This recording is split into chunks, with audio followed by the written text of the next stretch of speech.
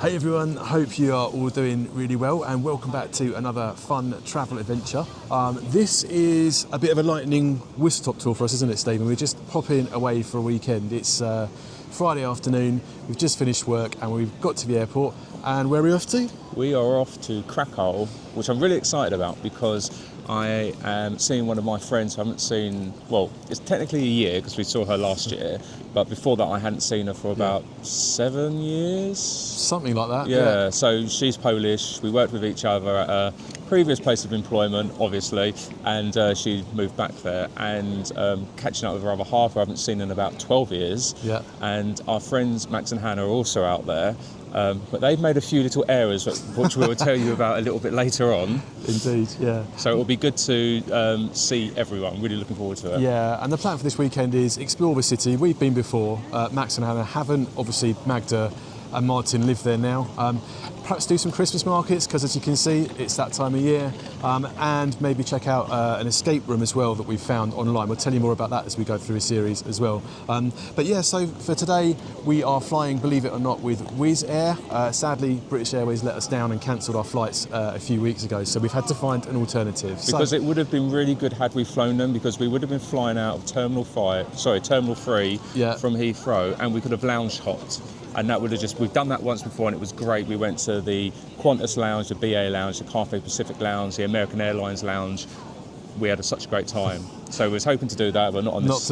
Not today. So instead we're flying from Gatwick now on Wizz. We've got hand baggage only, so we haven't had to check in and drop our bags. So we're going to head straight through security, probably grab something to eat on the plane because it'd be cheaper than buying it on board, I suspect. And then we'll check in with you guys when we get to the other side.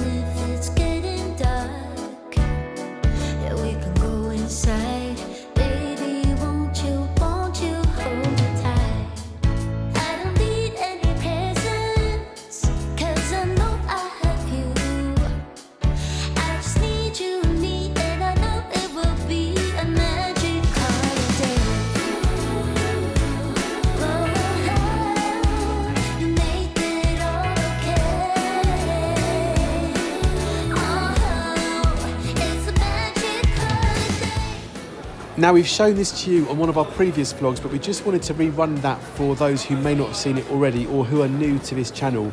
There is a secret passage that we're now taking which starts to the left of the top of the escalators which go down to the duty-free shopping area after security. We're going to struggle to buy anything from duty-free as we're on a hand baggage only trip and it could be hard to get through security on the way back. As a result, we want to skip that whole area out. So by taking this shortcut, you can bypass the duty-free shop and arrive directly in the departure lounge area where the seating, bars and restaurants are. Now, although more people are finding out about this route, which is perfectly public and legitimate, there are still not many that know about it. So just in case you weren't aware, we thought we'd just point it out to you and hope that you might find it useful one day.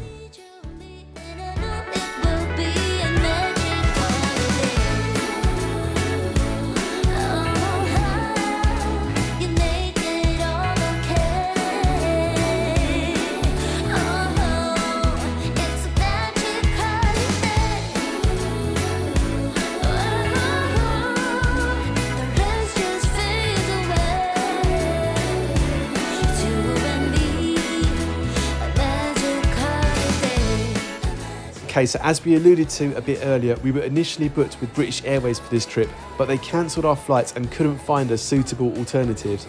So as we've had to take a completely different route, that means that there's no lounge access for us today, and we're trying out one of the more popular pre-flight Gatwick watering holes in the form of the Wetherspoons run, the Flying Horse. It's not quite our usual pre-flight experience, but equally it's almost nice to experience something that's a bit different. So on that note, let's see what we think. Okay, so quick pit stop time, and it is going to be a very quick pit stop because we need to be in the gate in about 25 minutes. No, what they said is that the gate info comes up at 20 past, and it's currently 1 o'clock. Yes, but as we said, we don't want to wait until half an hour before the flight boards when everyone else is there, because we have got speedy boarding and we want to take advantage of that, because we've got cases to put in the lockers upstairs and we don't want them all to disappear by the time we get there. So however, we have drinks. That's the important thing. So in case you didn't notice already, there was no duty free today. That's mainly because we're hand baggage only, so if we picked anything up in duty free on the way out, we wouldn't be able to bring it back in on the way home. So we might have a look in duty free in Kraków and see what they've got there, but for today, nothing for us. So we've used the little shortcut that we've showed you before to come straight through to the departure lounge. We picked up a meal deal, which was extortionate. I know, wasn't it? $6.99. Yeah, $6.99. Absolutely ridiculous. For a sandwich and a packet of crisps and a little bottle of Diet Coke. But anyway, that's still probably cheaper than it is on the plane. I might have to eat my words on that. We'll check the menu out when we get on board later. But anyway, thoughts, Stephen? Are you looking forward to this holiday? I'm looking forward to seeing Magda. Very much looking forward to seeing Martin. As I said, I haven't seen him in a good many years. Obviously, did you want to explain to the guys what Max and Hannah have done? Of course, yeah, right, okay, so... and you may remember Max and Hannah in such vlogs as our initial first trips to Budapest. Max didn't feature in that heavily, or any... He didn't want to be in the vlog, that's fine, that's his prerogative, I suppose. And I don't know if he will be this time either. Hannah said she's all right with it, so it'd be good to catch up with her. It'd be good for you guys to catch up with her as well. But yeah, so they booked separately to us. They've been out there for a day already because they haven't been before, and they had annual leave they can still take. We didn't have that. So they've gone out there today and they're visiting Auschwitz, which we will talk about at some point, but not right this second.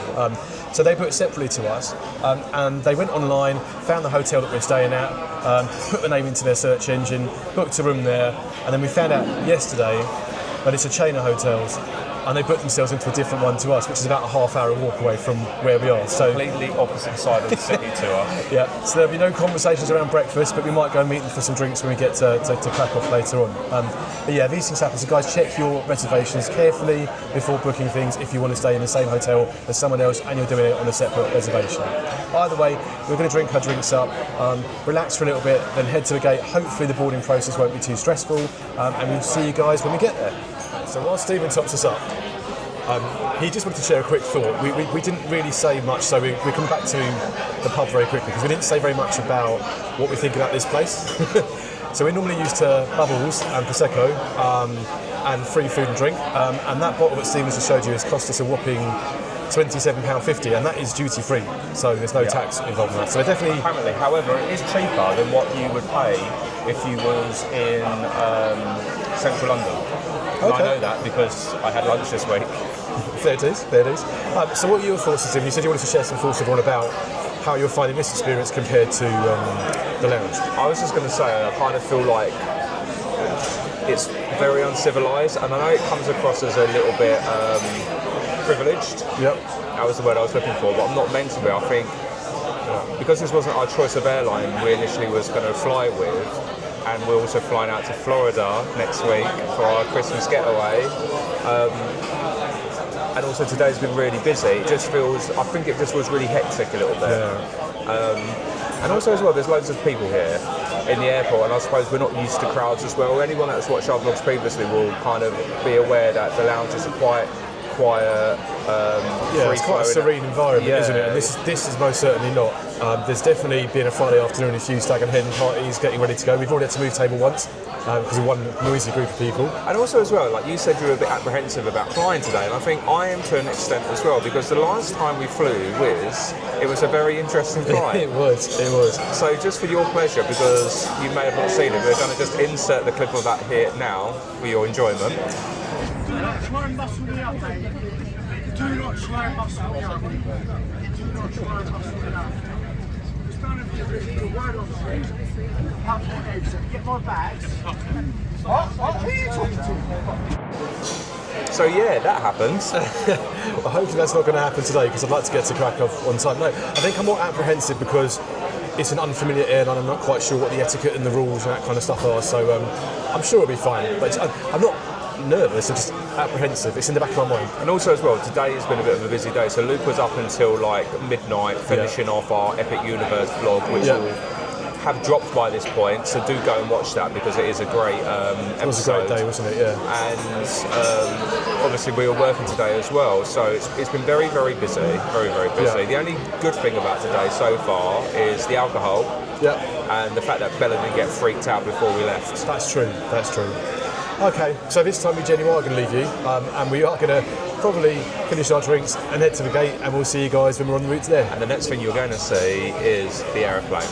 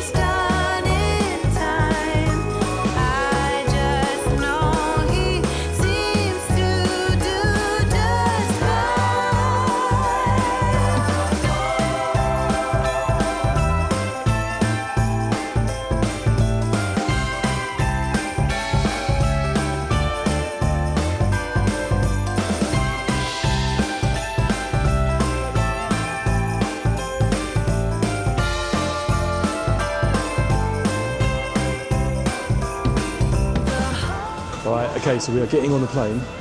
So far, so good. It's just a little bit of a rugby scrum type thing. As soon as chaotic. As soon as the thing's open, everyone's pushed forward very quickly. We're fairly close to the front because we've got priority. Although, what I will say is I just saw where they actually take all the bags, which is really, really interesting. So we're in circuit with that now, but yeah, that was pretty cool. Yeah.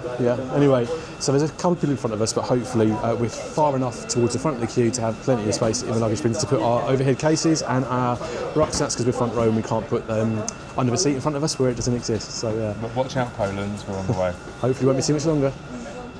Okay, right, so we are all on board. It is a full flight, so it's very, very busy. Yep. And they are refueling the plane, so we have not got our seatbelts on. We have not yet, no. They told us to keep them off until they tell us that it's safe to do so. It's very quick, this boarding process. Even though it seems chaotic, it's fairly efficient at the same time, and the crew are really on it and telling people where they can and can't put their overhead baggage. Which I really appreciate, because when I flew back from Florida one year, taking into account that I am gold, and also I was sitting in the column at the time, but when I actually got back there, and I was still Group 1, someone had put their stuff up here in my overhead. So I literally took their stuff out, put it in the aisle, and put my stuff up there. And then some woman come round, and she said, "Oh, is this your stuff?" And I was like, "No, it's not." Anyway, but the thing is, back to your point, really, really quick. They're boarding from the front and the back. The rear, yeah. Which does make a difference in terms of how quickly people are getting on board. But anyway, hopefully this will be a very quick process, and we'll be on our way very soon. But so far, so good in terms of our prospects, let's say, of an on-time departure. Right. So the time is currently 13:47. Yep. Meant to be departing at 10 past. Yeah. So it's another 23 minutes yet until we're supposed to leave. I think will happen. We'll see. So perhaps unsurprisingly, boarding has been completed well before the scheduled departure time, and as you can see, the jet bridge is now being retracted, ready for our departure. A flight from Gatwick to Kraków is typically around 2.5 hours long, so there isn't much time to kill once we take off. Adding to that, it's late afternoon and it's also winter at the moment, so light will probably be fading very quickly given that we are flying towards the sunset. So that could also mean that the views outside could disappear very quickly too. For now though, let's focus on getting ourselves up into the air. And as we might have mentioned before, Gatwick is one of the busiest European airports and for now remains the busiest single runway airport in the whole world. Until they routinely bring their standby runway into use in a few years' time, that is. So we're going to leave you with a few clips of us getting underway, but we'll catch up with you shortly around our experience as our flight progresses towards Krakow.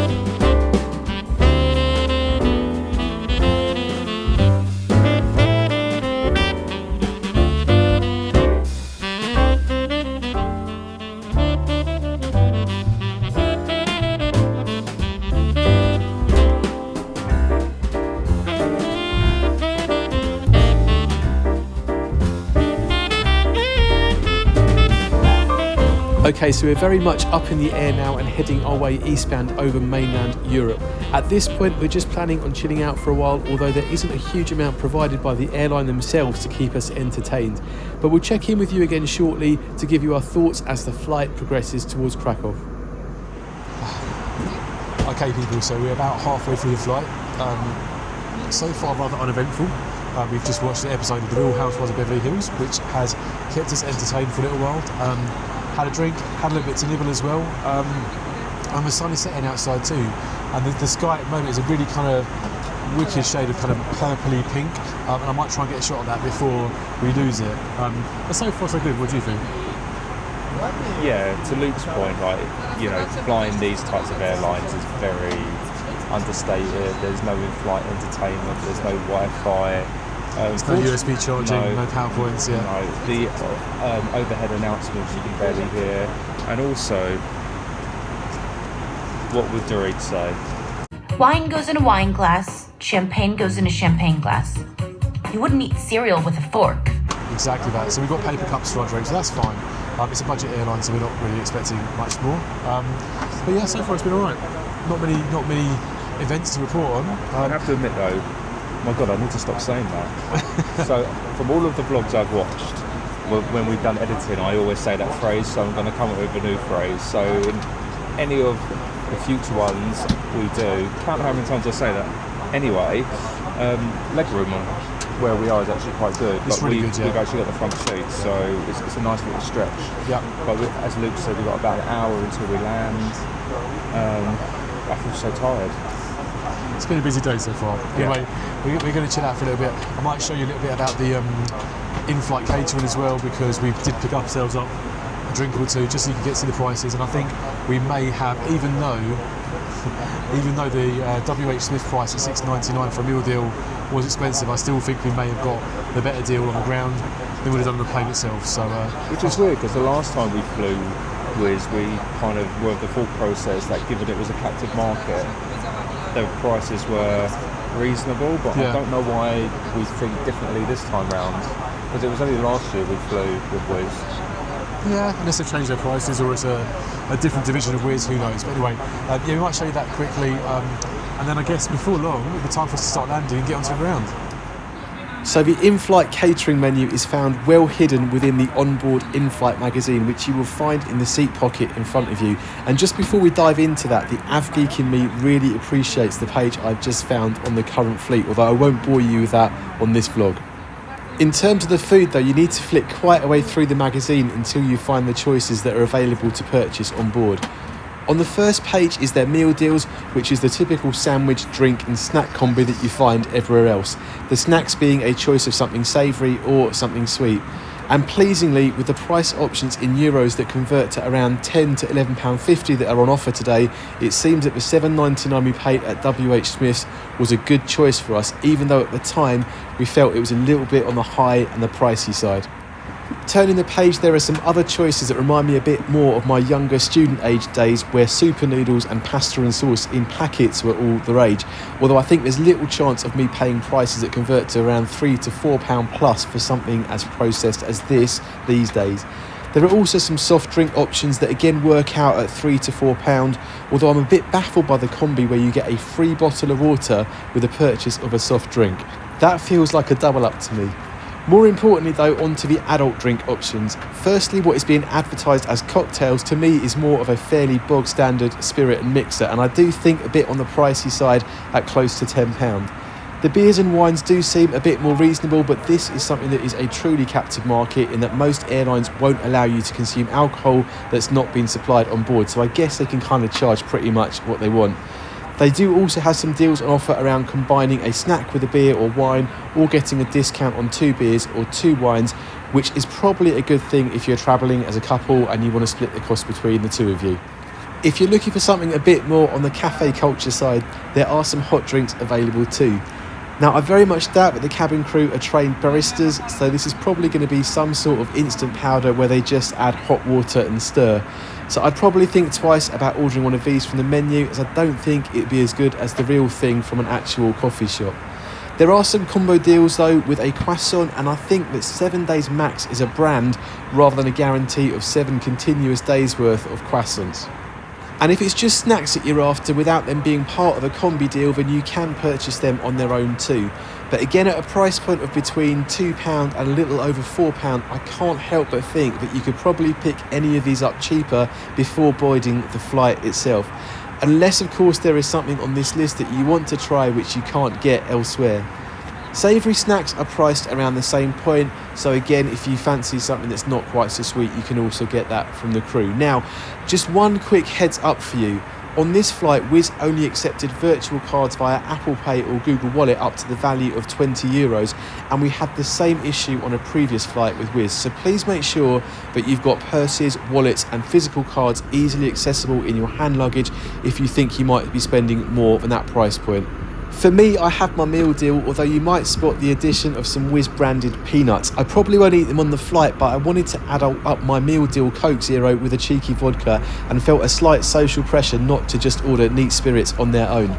But vodka supplied and my physical card back in my wallet, it's time to admire that sunset, as you can see here.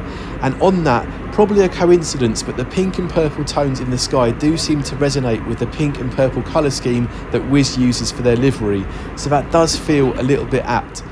Anyway, that last hour has flown past and the light is fading fast, and with that we can feel ourselves starting to make our descent. Now, at this time of year, the cold windows can mist up on the outside as you land, but we'll take a few shots for you to enjoy as we get ourselves back onto terra firma. Hopefully some of them will come out and be usable.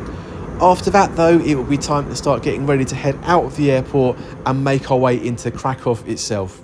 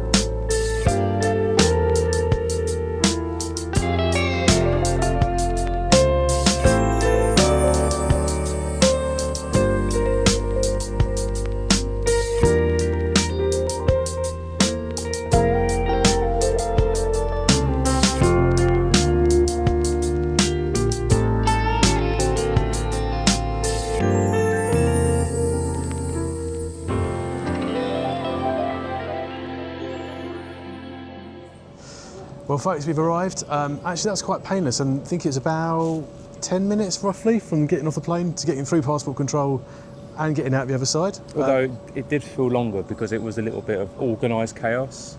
Yeah, to be honest, I've had worse in America. But yeah, so Stephen was behind me in the queue. He got sent to a different window to me, and then I was next to my window, and suddenly all the cabin crew from the flight I was on arrived, and they all got told that you go first, so I had to wait behind them, and eventually the guy that was controlling the queue said, if you want to change queues to number 7, you can do. Oh, that's funny, because I was number 7. You were number 7, yeah.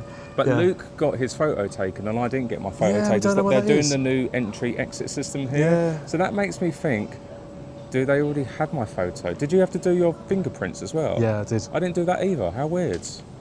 Maybe yours is on some kind of international database that you don't know about. Maybe. Who knows? But anyway, we've got no bags to collect, so it's going to be quite a swift exit from the airport. We're going to make our way down to the train station to get the train into the city centre. Apparently they're once every half an hour. Once every half an hour, about 20 Polish... Zloty. Yep. That was the word I was looking for. Yeah, which is roughly about £5 for anyone that's interested. £4.50 roughly, I think. Nothing, really. So not a huge amount, so much cheaper than getting a taxi. And we'll check in with you guys when we get there. We're probably going to make a fairly swift move to that though, because we don't just want to miss one by a minute and then have to wait 29 minutes for the next one. So we'll keep you posted on how our journey's going when we get to the train station. Right, so the train station at the airport is actually only a short walk away from the arrivals hall once you get landside. However, the first time we came here, we really struggled to find it at first, so we're just going to walk you through that in case you're planning a trip here. Almost directly opposite the doors you pass through going from airside to landside is a moving upwards ramped walkway which you're going to want to head up. At the top of that ramp, it's worth pausing for a minute at the I Love Krakow sign to take a few selfies and photos before moving on to the train station itself. Allow some time for this as it can get a bit busy, so if you want a perfect shot with no one else there, be prepared for a little bit of patience. So just to the other side of that sign on the left is the start of the walkway to the train station, and the first point from our recollection at which clearly marked signage with direction actually appears for it. And on this trip, the corridor is feeling very festive indeed, with a temporary avenue of twinkling Christmas trees adorning either side of it. Now, the trick here is to keep walking straight ahead. There are several more sets of automatic doors that you pass through, again, all with signage to assure you that you are still on the right track. But eventually you get to a sort of foyer where there is a downwards moving ramp on the right-hand side. This takes you down to the Island train station platform between two tracks. This is a terminus station, so you don't need to worry about what side of the platform you need to wait on, as both will head towards the city centre. Now, at the end of this, there is a single ticket window which is open today with a bit of a queue, but on our last visit here, it was closed and shuttered up. So just in case it is closed if you get here, or if it's too busy to wait for, we're going to attempt to use the self-service machines today, purely for the purpose of this vlog, to hopefully demonstrate how to purchase tickets to the city centre. Okay, so as expected, we have literally just missed one train, so it's 27 minutes for the next one, which gives us plenty of time to try and work this out, which Stephen is going to show you. But what's good is there's a choice of languages, so you can choose English for us, or British, Polish, or something else. I'm not quite sure what that is. But anyway, let's see if we can work these tickets out. I think we need one pass tickets, because we don't need a season ticket. I have no idea what that is. So I'm going to try one pass tickets.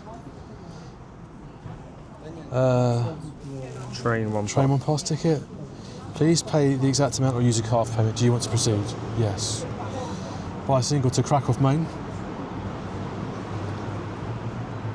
And I'm going to buy Stevens as well. I assume it's full fare because we're none of these. Look at that, teachers get a third off. Apparently. What's a big family card? There's other options as well, isn't there? Anti-communistic opposition activist victimised one. What the hell? Oh, soldiers get a 78% discount. Okay. Combatants get 51 pupils. See, this is how they should run. Anyway, I can hear a train arriving, so I'm going to get 2 tickets and try and pay for these really quickly. Next, card payment. Please wait. And the good thing is, people, they take Apple Pay. They do take Apple Pay, which I'm hoping is going to work right here. So as you can see, that is 20 zloty. It's 40 zloty, 20 zloty each, yeah. Which I don't think is unreasonable. No. So I think that's worked because something's coming out. There we go. And we have 2 tickets. So on that note, I guess we should probably jump on the train. Our train has just arrived as well. So I have to say, that was fairly painless. So let's see what our train journey into town is like. Okay, so as we just mentioned, a train has just pulled in, which we initially thought might be the one that was timetabled 3 minutes ago, running a bit late. But it's soon fairly clear that this train is the one due to leave in 27 minutes, which might feel a little inefficient, but probably works wonders with reliability. That said, there are already lots of people piling on, and given there'll be lots more to add to that in the time before departure, we're going to get a move on to make sure that we can bag us some seats. Hurry, hurry, Mama's looking worried. Will the pie be ready in time? Papa's out getting a treat while my sister and me are writing verses and rhymes. Soon they will be here, same as every year. Everyone wants home for Christmas. No matter if it's near or far, everyone wants home for Christmas. Wherever in the world they are.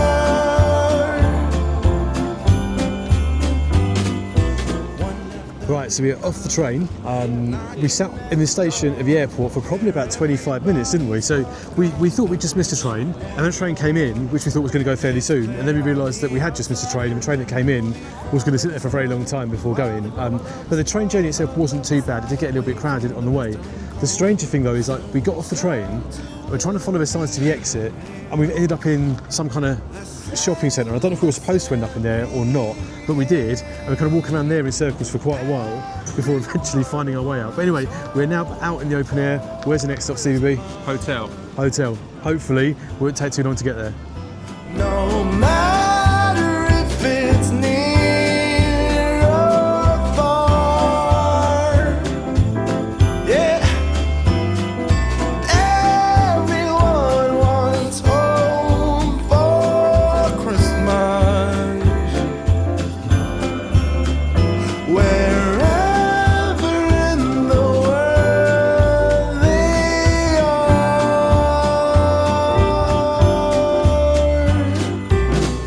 Right, so we've arrived at the hotel.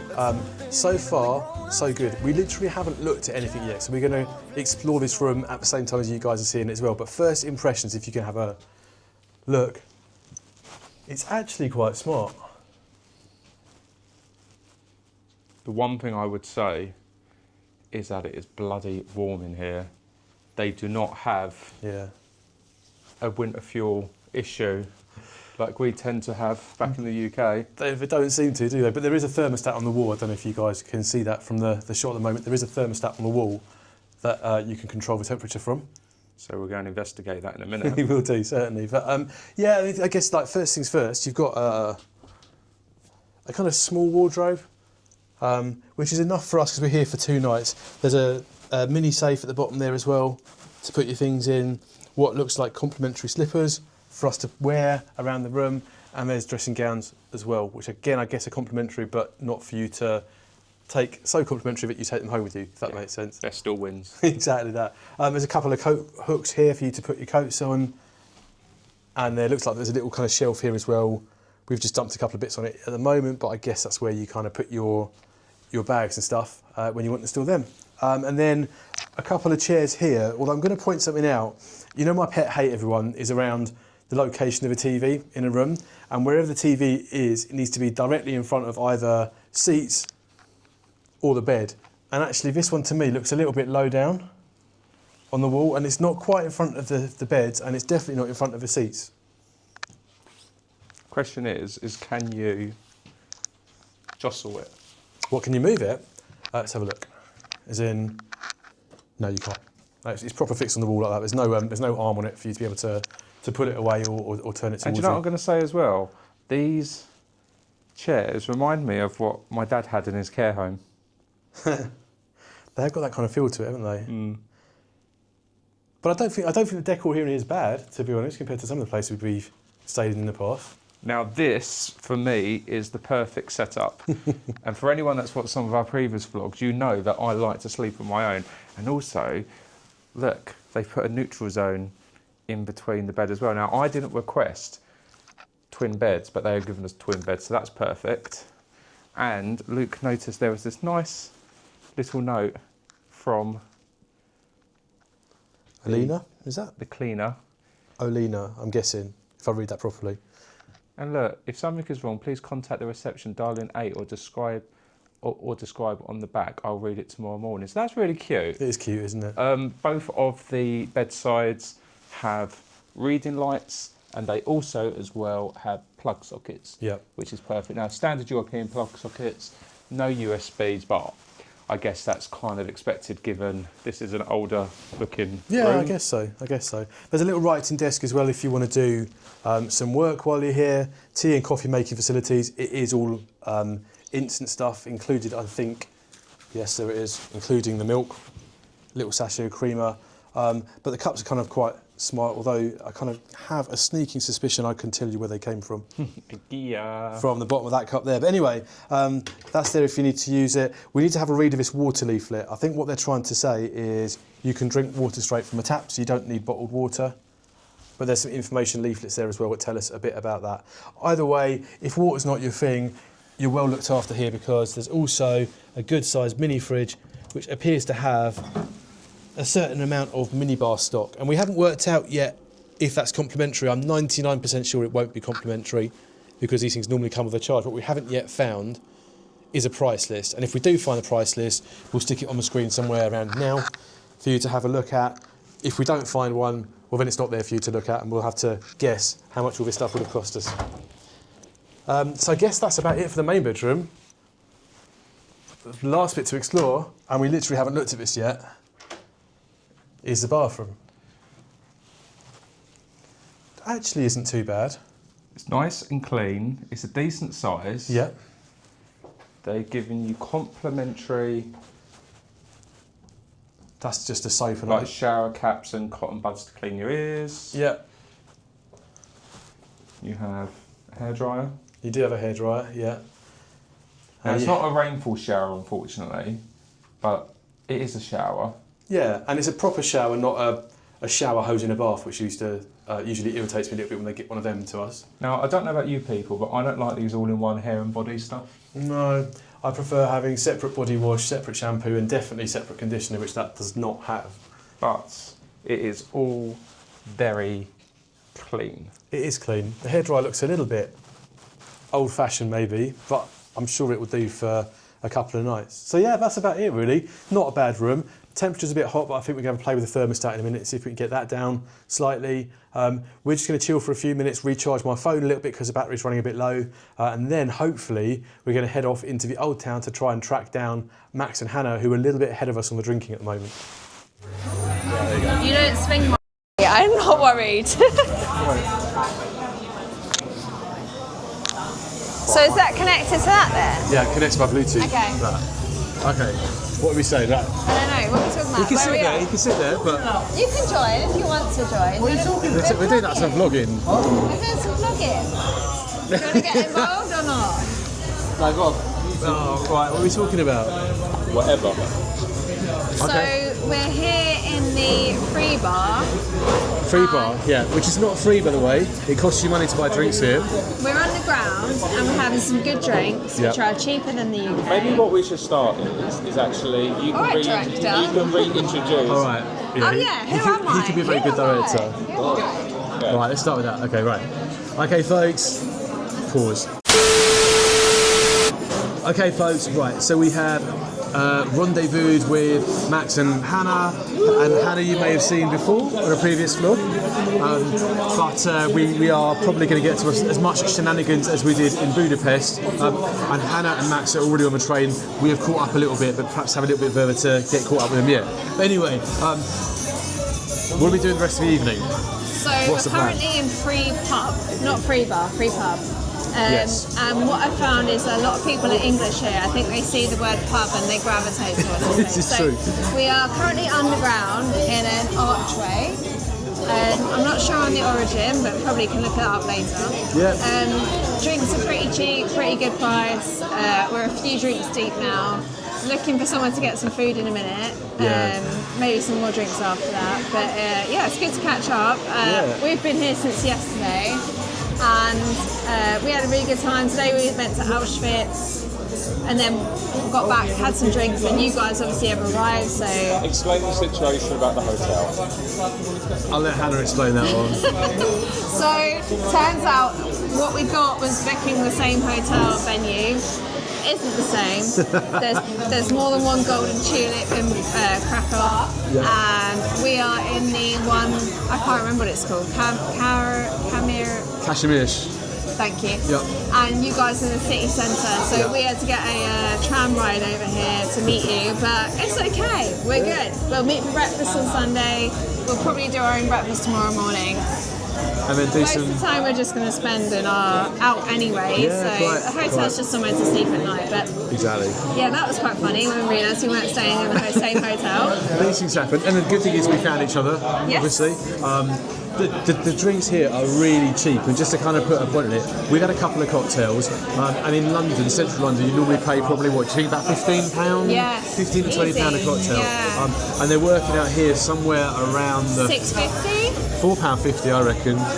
Yeah, they're about 40 I haven't zloty. had one in here, so I'm quite impressed with the prices, and this is not the cheapest bar or pub in Krakow either. So we're probably going to finish up the drinks that we've got at the moment, and probably should put some food in our stomach because we carry on drinking. It's going to go to our heads very we'll quickly. be on the floor very soon. So yeah, Anyway, off to get some food. Off to get some food. So we'll catch you guys in a bit. So one thing we always aim to do when we travel is to try foods that we wouldn't normally get easily back at home. And if there's one local food that we would recommend you try, it's pierogi. This is a traditional Polish dumpling with either a savoury or a sweet filling. We'll go into the detail of that in a bit more shortly, but quite conveniently, right across the road from the pub, we have found this place. Now, it does feel and look a little like a traditional eatery, but there's always the risk that we've unwittingly stumbled into a chain of some sort. If you know that we've done that, then feel free to comment and help to educate us. But it does look a bit better than the state-subsidised low-cost milk bars, which are also known for their pierogi. Again, we'll tell you a bit more about that shortly. For now, though, this feels a little low frills in that you decide what you want and then order at the counter. There's no table service here. Once your food is ready to collect, the buzzer they give you when you order vibrates, and back up to the counter you go to collect it. So it's somewhere between a fast food eatery and a seated cafe service, but either way, we're all looking forward to tucking into some tasty goodies. Now, it doesn't take too long before our food has arrived, and this is pierogi, a dough dumpling wrapped around a filling a bit like a mini Cornish pasty. It's then boiled rather than baked and sometimes flash fried for crispiness before being served with fried onions and some chives. Max and Hannah have also opted for some soup, which has come served in a whole loaf of bread, which is definitely a different way of doing it. But enough of the visual images, we should probably tuck in and tell you what it's like. Okay, right, so we've ordered some pierogi. Max and Hannah are tucking into theirs. Some going to try authentic Polish food. Yeah. Hannah does not know what she has ordered. I'm eating whatever is in front of me. I think this is the pork. It has bacon in it, right? No, that's the. Oh, we worked it out. You swapped it around. So this is. I don't know what I'm eating. It's pierogi though. Bacon in that. They all look the same. No, bacon's in this one. Pork's in that. Yeah. This is pork and cabbage. Yeah. I've gone for the same. I've got pork. So, cabbage, sorry, this is pork, cabbage, and cabbage. That's the rye bread with egg and sausage. That's got egg in it. Apparently so. Yeah, I can't see any egg. Yeah, there we go. Oh, Right, okay. There you go, look. There's one for the vlogs. There's definitely That egg in is- that. And then this is the potato and bacon pierogi. I need to try one of those. You're welcome. I might try one of yours as Well, I well. can't eat duck though. Max and you can swap. So I've also got pork and cabbage, and I've also got some garlic sauce. I'm going to dip. Let's see what this tastes like.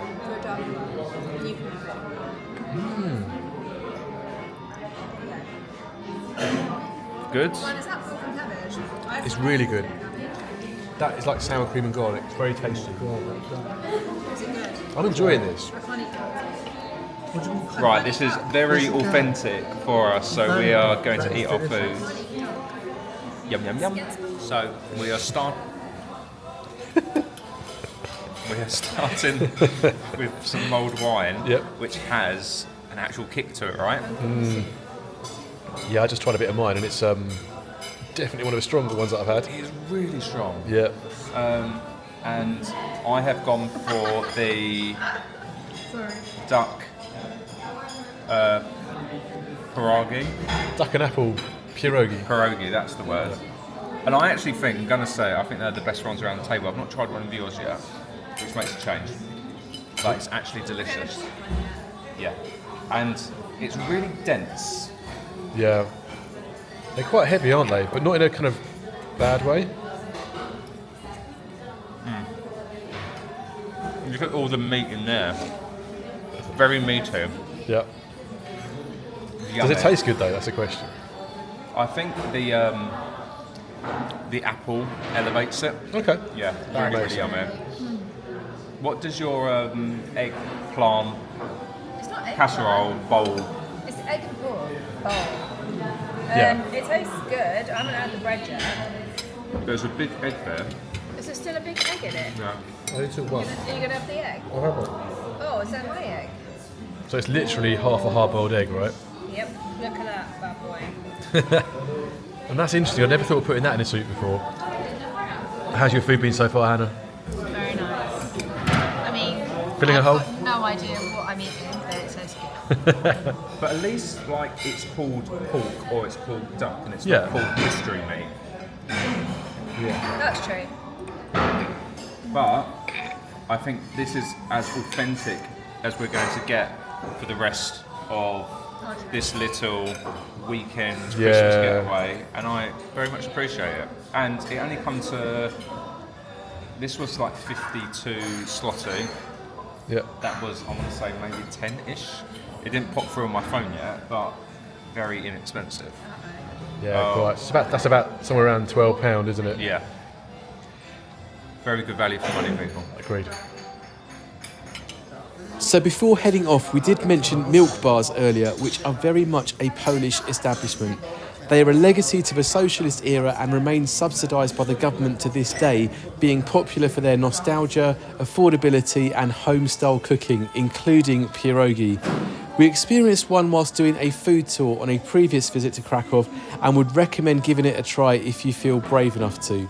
For today though, we are happy with the choice that we made to stop at this particular place, but for now it's time to head off and enjoy the rest of the evening.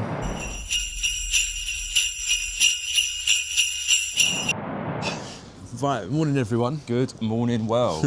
Day two. We did go for one last drink after the pierogi yesterday at an Irish pub or Irish bar, whatever you want to call it. It was kind of okay, but a bit mediocre, and the atmosphere was very loud and boisterous. So Going the wrong way. He's going the wrong way, yeah. Very loud and boisterous. So we didn't really do any vlogging, and we only stayed for one drink and then kind of came back to the hotel. So anyway, day two. Time check is 10:40. We've just had some breakfast. Kind of fairly typical hotel, continental European type breakfast. Yeah, nothing really to write home about. They did do some carver, so we jumped on that this morning for air of the dog. I think Max is going to be feeling it this morning more than the rest of us. I think so. So yeah, we had some breakfast. Yeah, I just basically ended up with a bacon sandwich. You might have just seen, but the tray didn't have any fried eggs in it first. And then just as I was about to leave, someone came along and put some in. And this woman, like, beelined for the tray, grabbed 3 of the 8 fried eggs that were in there and disappeared. And then went back and sat down.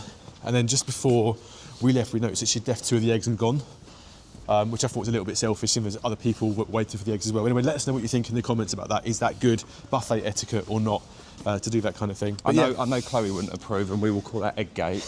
Yeah, but plan is, We're meeting Magda around about 2ish today.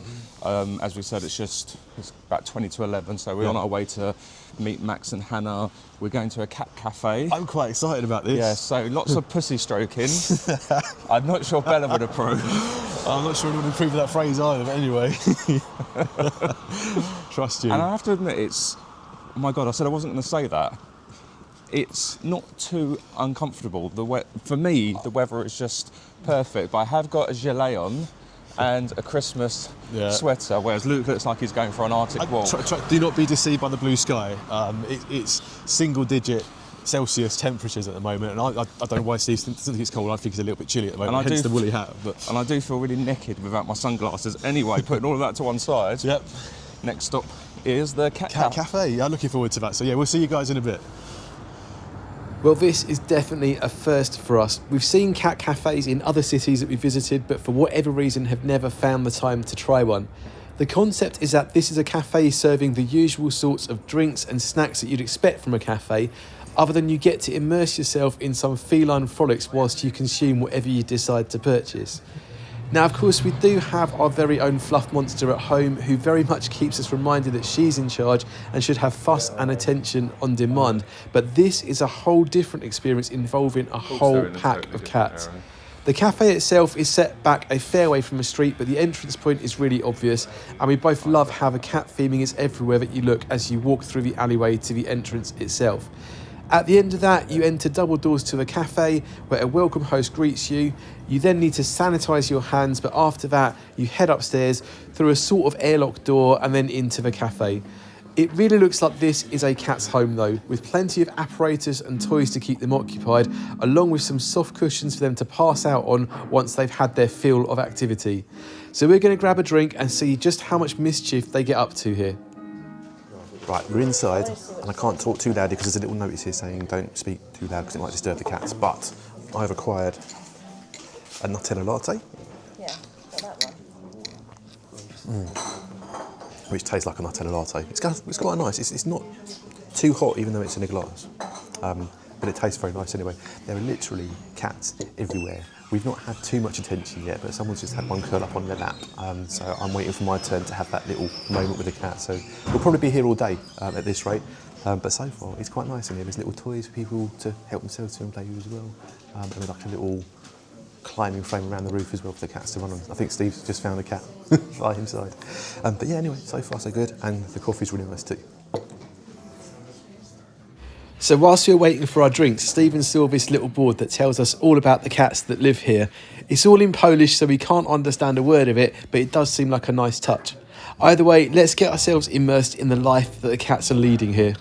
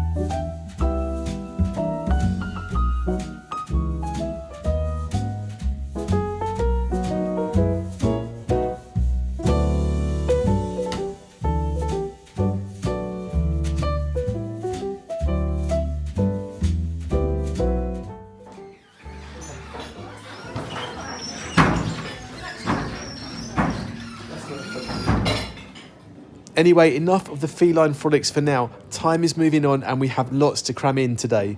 We've arrived at our next location, which is the House of Attractions. It's a series of themed rooms designed to give you quick bursts of fun, some more competitive than others are. The majority are in two almost adjacent properties just off the main square in the old town, but there is a third room which is in a property that's a short walk away, which we'll head over to a bit later. For now though, we've got ourselves inside, we're heading upstairs, so we should probably tell you a little bit more about how this works.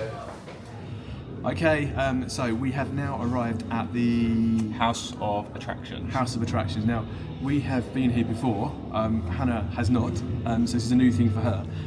And there are kind of different houses that you walk around and each one's got a different kind of interactive theme to it. So there's like a kind of a 4D cinema type thing, there's an upside down house, there's a kind of shooting arrows type VR type thing as well. There's a house of ribbons where you press some buttons and you have to light them up to get points, and then there's a laser maze as well. And I'm really looking forward to the laser maze because for anyone that's watched Traitors, it's like that where you have to like go under and go over the over and under things, and it's hard. It's very, very hard. You need to be very, very nimble. Agile. That's the word. That's the word. Yeah. And it was only worked out to be £20. £20 in total, yeah. And then there's another site after this where there are two more attractions that we're going to go and do as well. So yeah, Cat Café was alright, perhaps a little bit crowded. I think because of that the cats were a little bit nervous, so they didn't really want to come out and play very much, but they were walking around. There was one particularly nimble, agile black cat that was kind of climbing up all the walls. And the alpha. Yeah, definitely the alpha. And a beautiful Maine Coon as well. Yeah, there was. He's huge. And a lot of pregnant cats as well, so make of that what you want. But yeah, we are about to get our game on. Yeah. May the best one win. I was going to say may the odds be ever in your favour. You can have that as well, I suppose, yeah.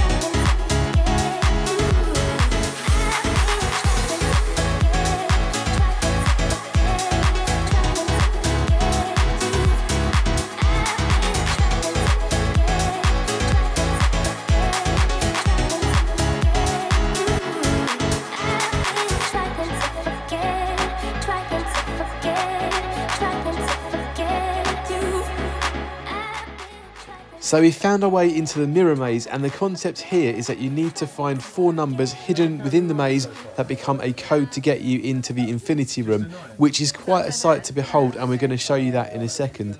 In the meantime, though, we've been in here for far too long and have just realised that there is only one number that any of us can find.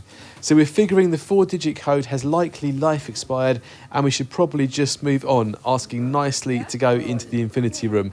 Of course, that's if we can work out who's real and who's not, and more importantly, where the exit is. Oh, there you guys are. Have you found anyone on this yet? Oh, I just found a knife. That's what I found. Yeah, that's the same as us. This isn't the real me. This is real Hannah. This is me.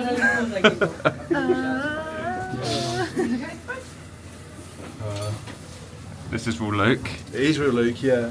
This is not real Luke. This is a fake imposter. Oh.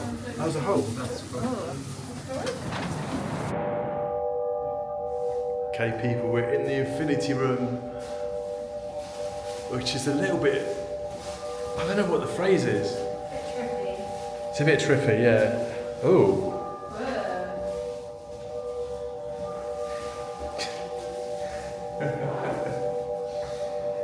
Wow. Like, don't look down, folks, either. Feels like it's a long way.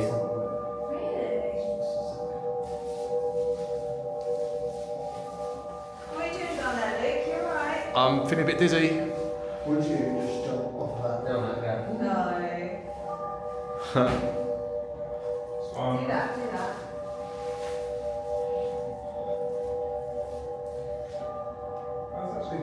Sorry. I'm gonna wait for it to change to last colour.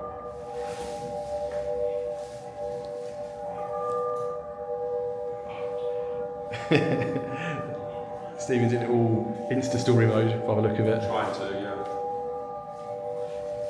Anyway, mesmerising as this place is, we still had loads that we need to try and cram in today, so it's probably about time that we move on. With that in mind, we're going to tear away from this psychedelic room and head back out to daylight and the reality of planet Earth. Crazy.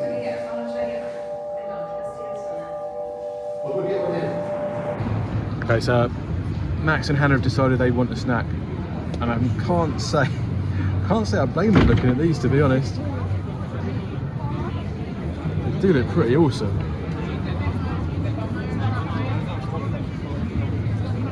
Okay, the queue is too long, so instead they've opted for this.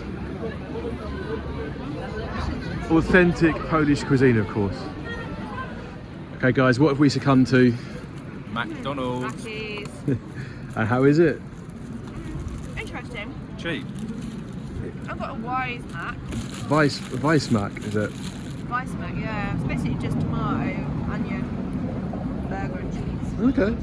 Tomato. And what have you gone for, Stevie? Hamburger. Just a hamburger. I had some chips, but they were demolished like really quickly. I bet they were. Well, I've gone for something else. A Muck Royal with jalapenos in it, so I want to see what that's like too. That's what Max went for as well. Is it? I'll have to see what it's like. Right. Let's give this a go. It looks a bit like a double quarter pounder with cheese and onions and lettuce. It's apt for where we are, right? Yeah, so yeah, we'll tell you the story about that at some point anyway. But it's got jalapenos in it, so it's got a bit of a kick, I think. I'm going to give it a go.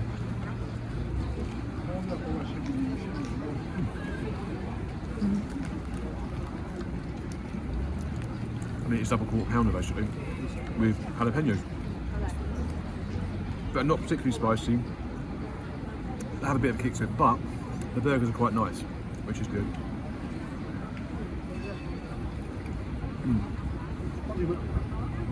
It's actually quite warm as well, so they must have cooked it fresh for me, which is even better. Anyway, we haven't got time to sit and talk about food. We're off to see some butterflies next. Anyway, now that junk food is out of the way, we have one more place to visit within our House of Attractions package, and that is the Museum of the Living Butterfly. Now, the name sounds very grand, but it may be a little bit overstated. In essence, it's a single room full of butterflies and birds, and not much more than that, other than the small exhibit in the entrance lobby. Either way, it's still a fun experience and perhaps a bit of a departure from the games-themed focus at the rest of the attraction. But also be warned, the temperature inside is designed to replicate that of one where butterflies thrive, which might not be in line with that which you find outdoors in Krakow during mid-December. So it doesn't take too long before we felt the need to take our coats and hats off, but we think the overall experience is worth it.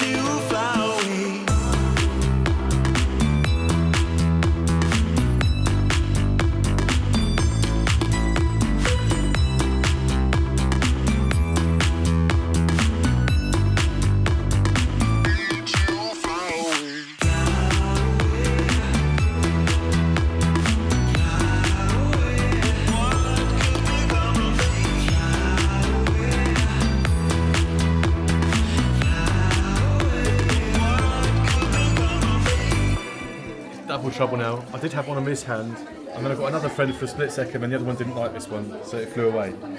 But I don't know if you've noticed, it's got different eyes on its wings to the one that was sitting on me just now. So I wonder if they all have like unique patterns. Everything is just easy since you told me what could become of me. I put together all the pieces, and now it's time for me to fly away. Everything is just easy since you told me what could become of me. I put together all the pieces, and now it's time for me to fly away. Are we filming or are we taking a picture? You can say whatever you. Okay, Stephen, who have you got here? This is my dear friend, Magdalena Tados. Grant. Grant. So you don't know my surname? Yeah. Tell us a bit about your story then. It's very, very long, but needless to say, we didn't like each other. We did then like each other. We didn't like each other, but now we like each other again. So this has been 15 years in the works, and really, really glad that we've come back to Poland, get to spend the night with Magda. Grant is around somewhere. He's here. So we stopped at the free pub. We've had some drinks. Yeah. Max and Hannah are downstairs sorting themselves out. But we're going to an escape room in about... But first we're heading to Christmas Market. Yes. So the escape room is a horror escape room actually. Yeah. So you need to solve the riddles like you would in a normal escape room. Yeah. But because it's a horror escape room, other things happen as well, and you're being chased and you're being attacked. So it's quite a unique experience. So we'll put a link to their website in the description so you can actually have a look at that. But one of the unique qualities of this one is there is actually some element of pain involved in it, and they don't do this back in the UK, but Magda thought this would be a good opportunity for us all. So they can actually touch you here, right? They can touch you, you can't touch them back though. You can't touch them back, that seems a little bit biased. And there are different levels of the experience. The level we're doing, they're not gonna hurt us physically. They can touch you, but they can't hurt you. There is a higher level as well that nobody has completed apparently so far, and they can hurt you there, and there might be some pain involved. And you said you could leave with ripped clothes potentially? Yes, on this higher level, yeah. Okay, so we're definitely going to skip that one. Now, we're not going to be able to film inside, because we're not allowed to, but apparently there might be some photos, so we might throw a bit of a montage in there after we come out and tell you what we think. But I guess for now we need to go and get some Christmas market stuff done. Yeah, so the Glühwein monster needs to make an appearance. I was going to say, Glühwein monster needs to come out, didn't they? Yeah.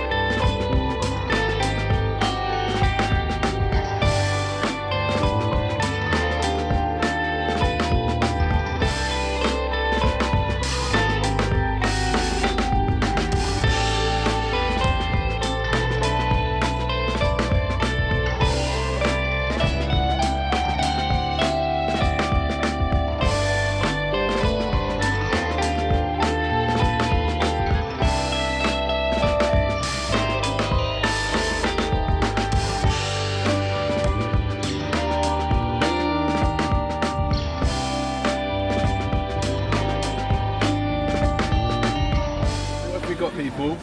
I haven't got anything. Nothing. I got chocolate and I nearly got mugged off. So Hannah calls trouble again, didn't you? So it was 65 zloty. I gave her 70 zloty and she gave me one back.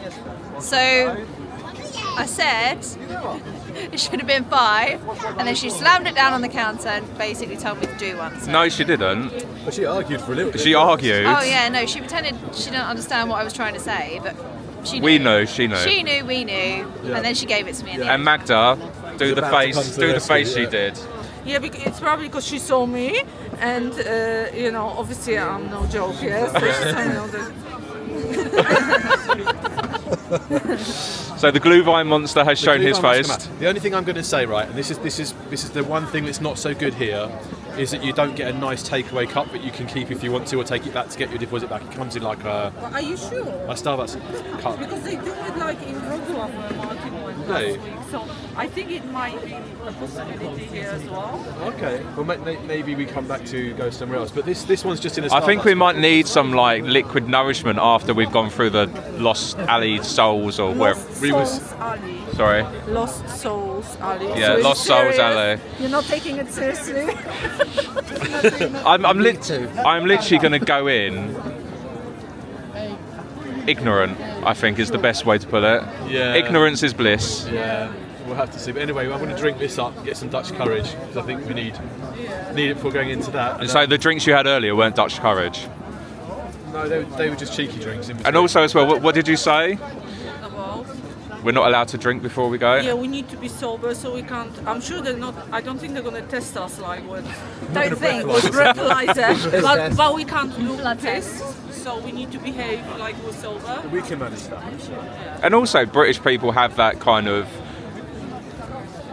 je ne sais quoi about them. The expectation is they've always got a drink in their hands anyway. Yeah, so but they told me twice you need to be sober, so. Maybe they had some incidents with injuries when people were drunk. To the staff, probably. Yeah. Right. Anyway, on that note, we're gonna. It's quite nice this one. Actually. Yeah. It's nicer than the one we had in. You had hot chocolate. It's basically melted chocolate in a cup.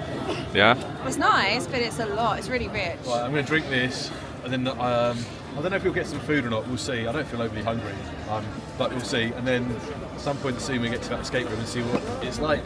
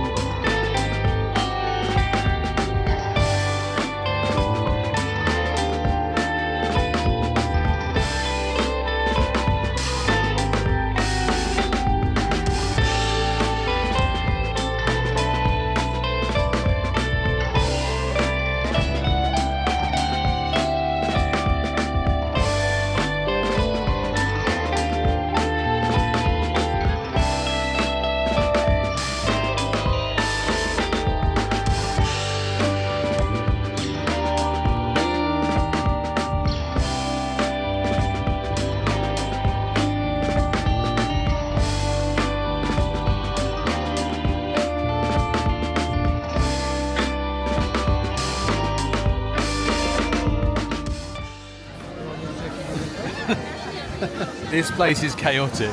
It really is. You should have just heard what Magda said. Was it in Polish? No, I was just saying it's fucking hell. Yeah. There's like lots and lots of kind of pushy, shovey people. I suppose it is a Saturday night, right? It is. Oh, Hannah's here. Where do you think Hannah was? She just merged into the background, right? Oh. I never merge into the background. No, you stand out like a sore thumb. Right, so we're back in the room. We're all mic'd up. Delicious Hannah has got some delicious looking food. What did we go for? This isn't just for me, just so you know. So me and Max are going to share the, I think it's pork sheesh with onions. What was it called? Got some, just sheesh. Shashwik. With a pickle and a bit of bread. And actually, when you say pickle, it is just a pickle. It's literally a pickle. Yeah, go and show us it. Oh, there we go. That tastes like seawater. Is it really It tastes like seawater. Like a pickle, right? It's not like vinegary, like. Rather that than sewage. Yeah. Uh-oh, I've got gloves on, I can't. She's never used a fork before. Does it taste nice? I don't know yet. It's like barbecue. Good. Do you know what I really appreciated? Just how good the food looked, how nice it smelled. You know, it wasn't savage up there either. Magda didn't say thank you to the person when she asked what meat it was. The culture here is just everything, But right? He didn't look like he was expecting a thank you. He wasn't expecting a thank you. No, he was absolutely fine with it. Yeah. You're kindred. That's like fat. Don't Yeah. eat that. Have you ruined his night by not saying thank you? No. He's up there now. He was busy. He doesn't have time for thank you. I don't want that. Huh? I feel like Magda would do really well on the trains. Yeah, probably. It's running. Be grateful. Yeah. Anyway, this What is do you want it on time for? Like, it's getting you there, isn't it? This is getting demolished really quickly. How much was it, Hannah, and would you pay for that again? 16 zloty. £12. So £12. Probably not. And you got a big piece of bread with it as well. I mean, like, what are you even meant to do with this? Like, Eat it. It looks like it's Feed a the bit birds. stale. It's huge. You can't Really feed dry. the birds, you know. No, this, that's yeah? dangerous, yeah. You expose their stomachs. Yeah. if it had like gravy or something, that would be good. But Right, okay, so I've been told that I'm spreading misinformation, so I'm going to do a correction here and now. You cannot feed bread to birds because it is bad for them, it's bad for their stomach. It gets people talking. It gets to people talking apparently. controversial. Can you feed birds? On that note, we're going to let Hannah finish off her food.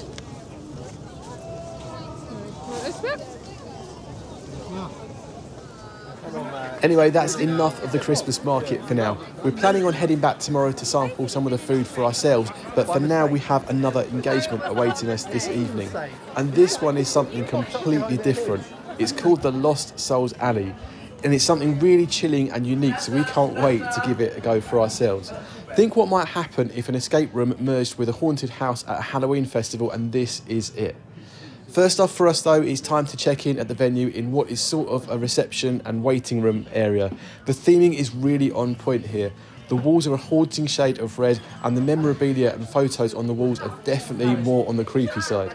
There is also a bar where you can purchase alcohol, although we are warned this is a post-experience drinks only, as they will use their breathalyzer if they think you are not sober enough to enter the house itself. There are also some really creepy hands hanging out the ceiling, so let's hope that's not what remains of previous visitors to the experience and is reflective of our upcoming fate.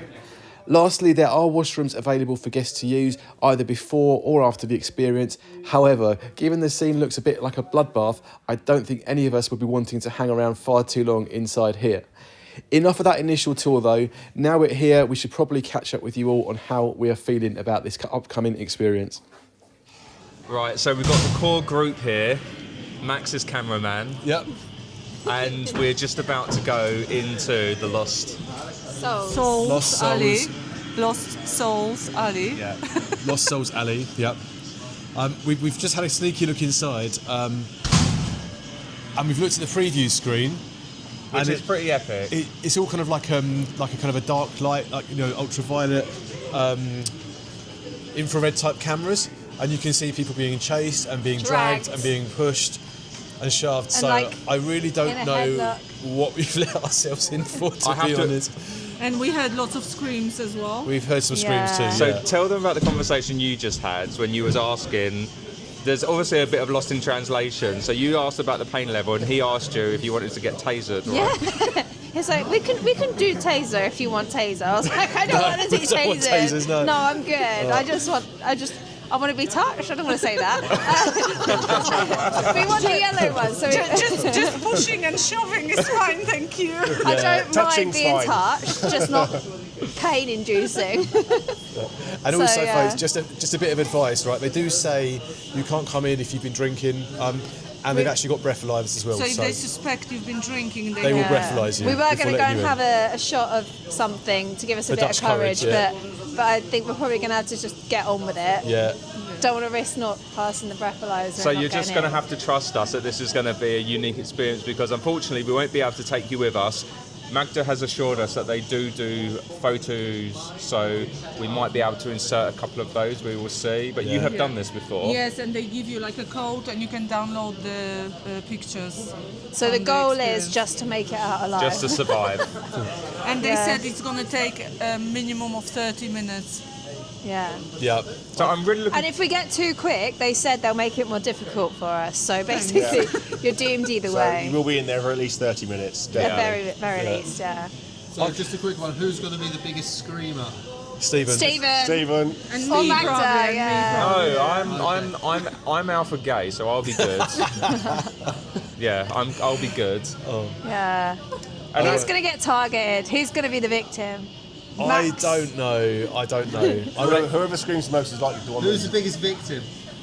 I'd say you. Okay, well, we'll have to get back to him on that. Anyway, watch this space. We're about to go in, and we'll give you a debrief once we come out. Anyway, it's time for us to head in, and we're just waiting for our host to take us around to the entrance so we can get going.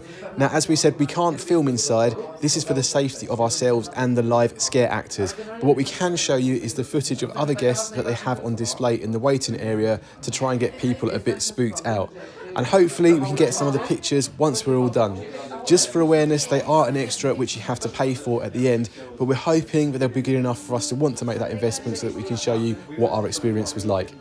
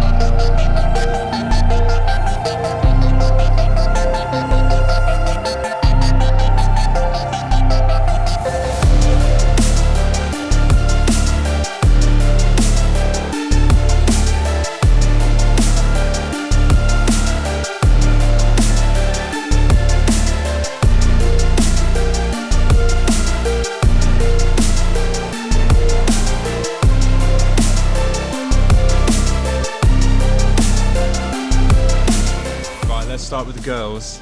I don't know how to explain that experience. That was fun. Are you sure it was fun? Well, I was bagged and cuffed and chained to a wall. So I don't know if you can describe that as fun, but yeah, it was terrifying. I'm going to throw. I actually really enjoyed it, and I thought I was going to hate it, but actually, when you're in the moment, it was actually quite fun. Even though there was someone chasing us with a chainsaw at one point, or 2 points even. Yeah. But yeah, so yeah, we did all have to start off on our own, but it wasn't like on your own in different rooms. We were just like kind of split up, and some of us had hoods put on us, and some of us had handcuffs put on us. Hannah did get chained up on her own in a different room. Yeah, and you guys make no effort to come and urgently save me. I was waiting for rescue. It's because you're capable. I think we was all trying to work out what we were trying to do, first of all. But yeah, we got there. We got there. But honestly, that worked out to, it was 55 zloty each. It's about £11. Honestly, you cannot go wrong with that. Value for money, for sure. Yeah. And it's so unique, something you'll never get back home. Would 100% recommend it. And also, it's always better when you're with people that are got half a brain cell. Yes. Oh yeah, Martin, I think, led the way with those challenges. Because I think we were like almost so scared to actually work out what we were supposed to be doing. Well, I'm glad I managed to get Luke and I out of the handcuffs to start with. That was a good start. That doesn't normally happen. Anyway, Magda, what was your favourite bit? Well, first of all, I'm quite shocked because we were there for 30 to 40 minutes. Yeah. And like we just discussed, it seems like it was like It 15 felt like 10 minutes, 10, 15 minutes. Time went really like fast there, like because we were having fun, yeah. Definitely. Yeah, well, my favorite bit, I was quite scared in the room where there were all the like figures covered in That bed was scary. and they kept moving. And You got a sheet over yes, him. and they put like a sheet over you. I don't want to say it because I'm going to say it in the wrong way again with the wrong pronunciation. But yeah, so that was quite scary, and the woman, whoever it was, coming out of the well and grabbing It was me like by the my ring, ankles. wasn't it? That was really scary. And she appeared out of nowhere, didn't she? Yeah, well, we checked the well and there was nothing down there, and all of a sudden she just started crawling out of it. Yeah, they just seem coming out of nowhere in those rooms. I'm sure they have some hidden spots where they just crawl out. That's it. Yeah. And also crawling through the crawl corridor. space. That was Yeah. quite scary as well. Yeah. And in case you didn't notice, another willing set of victims have just gone in behind us, so they're about to have their Just the two experience. of them as Just well. two of them, yeah. But honestly, I kind of feel like I now need to come back with other people, even with like Max and Hannah again. We need to up the ante. I don't want pain. But probably the best experience. Yeah. Thank you so much for recommending it. Yeah, See, definitely. It always helps to have a friend in every city. Yeah, you always need to try and get recommendations from a local, because It They makes know. a difference. yeah, that's like inside information. Exactly, inside information, people. Anyway, what's the plan now then? Right, so we've got dinner reservations. We're not going to go back and change. We're going to go and get We're some out cocktails already. because we're out. Yeah. Let's get some drinks done. Yeah, some we drinks need down a us, get some food down Berardino. us. Yeah. Yeah, and I Sounds guess like I guess the next time you see us, we'll either be drinking or we'll be eating, or Probably both. potentially. Can you hear the screams? Can you hear the screams? I don't know if you can. The microphones may not pick them up. But yeah, What there did is you definitely think, Max? going on. Did you enjoy it? Loved it. Yeah. Very good. Yeah. Right. Anyway, onwards, people. Next stop, somewhere to drink, somewhere to eat, and we'll catch you guys in a bit. Good morning, everyone. And we say good morning because it's For like a reason. 1 o'clock on Yeah. Sunday morning. Yeah. So the last time you may have seen us, we had just left Lost Souls Alley, or whatever it was called. We headed back to the free bar and Had a drink or two. Yep. then we should have gone back to the hotels, but we didn't because we only had like an hour and a half. Yeah. So we decided, because we was all getting on so well, to have a few more drinks Yep. before we checked in for dinner, Yep. And then we went for dinner. which was delicious. Was very delicious. We'll probably just cut away for a second and do some voiceovers at this point, showing you a bit of a sample, I suppose, of the food that we had. So we're going to cut away now and tell you about that. So dinner tonight came courtesy of a recommendation from Magda, which is the La Campagna restaurant. It's an Italian-themed restaurant which has appeared on multiple occasions in the Michelin Guide, meaning that the food is going to be of good quality. There is a mixture of indoor and outdoor seating, although on a December evening, eating outdoors was definitely out of the question for us, so we opted for seats inside. But downstairs in the cellars, the table area has been decorated really nicely. The walls have been left bare as bricks, and the wooden furniture, along with the slate floor and soft downlighting, has created a really warm and homely feel to the environment. And we particularly like the shelves with the bottles that were also down it as well, which equally added to the atmosphere. Now we're going to show you some of the food in a second, but just as a heads up, it was so rich and filling that we didn't make it to dessert. Well, that will probably teach us not to snack on things during the day, right? Anyway, let's give you a quick overview of what we all decided that we were going to have to eat. And starter-wise, there are a few things on the table here, including some bread for everyone to share, some Argentinian prawns in a white wine sauce with cherry tomatoes, beef carpaccio served with parmesan, rocket and a truffle mayonnaise, a cherry tomato bruschetta with ricotta, feta and garlic, which I have to say looked absolutely delicious. Max has gone for the prawns as well, and Stephen has gone for a platter of antipasti containing Italian meats, cheeses and artichokes served alongside a fig jam. Main course wise, Martin has opted for a steak. Myself and Magda have gone for this take on chicken supreme, including corn 3 ways. That's pureed, air dried, and would you believe it, it even has some popcorn on it as well. Hannah has gone for the steak as well, which came with a parmesan polenta puree, garlic onions and a semi-glazed sauce.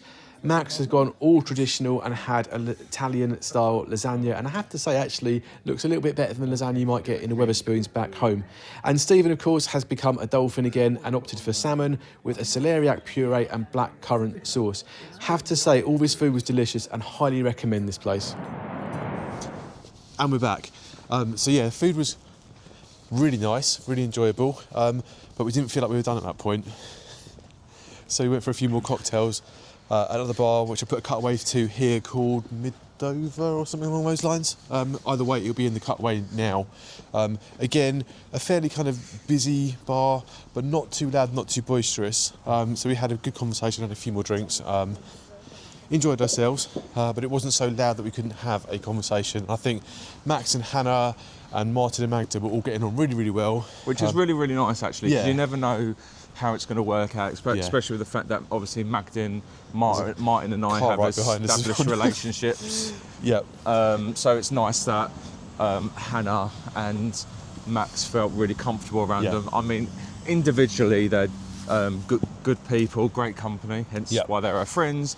And together we just all gelled really nicely. Yeah. So anyway, Magda and Martin have gone back to their Airbnb.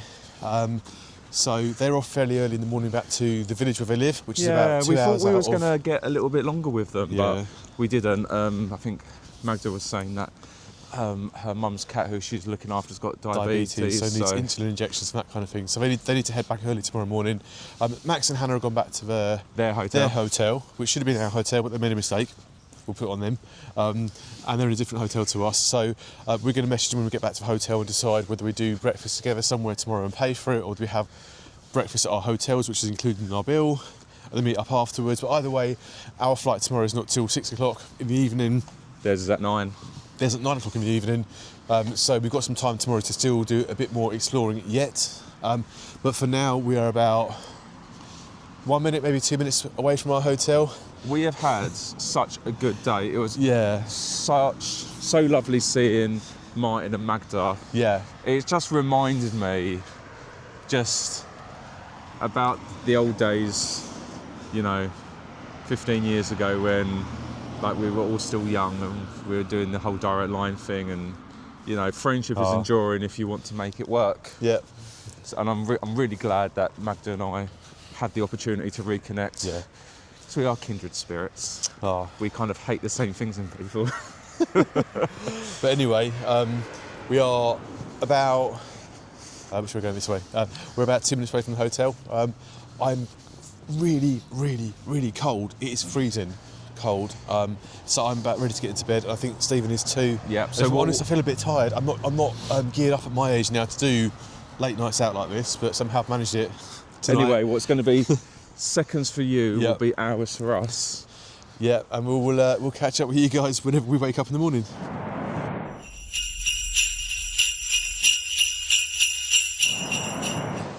Morning everyone, final day in Krakow, and we are heading up into the city centre shortly to have a look at some of the sites and then hopefully catch up with Max and Hannah. We've got quite a late flight this afternoon, not until 6 p.m, so we don't really need to be at the airport until 4. Planning to drop our bags off at the hotel, then make our way into the city centre, maybe sample a bit more of the Christmas markets, do a bit of souvenir shopping, and then whenever the time comes to head back to the hotel and get our bags and then head to the airport, we'll do that. But for now, it's just a case of strolling into the city, seeing what we can find to do for a little bit, and we'll let you guys know what we get up to whilst we're on the way. So we've made it back to the main square in the old town, and it still looks very Christmassy, although perhaps not as magical as it did when it was fairy lit last night. And just one tip if you find yourself by this building, which is the Church of the Virgin Mary. Watch out for the trumpet player who appears at the top window and plays a little tune every hour. We haven't got time to wait for that today, but perhaps we'll tell you the background story on that on another vlog if we manage to come back here.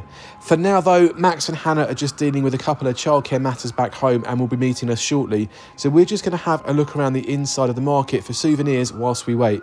It's here all year round, but we expect it will be very festive when it's decorated for Christmas. After that though, we're going to head down to the Varvel Castle, where we're hoping to meet up with the others if all goes to plan.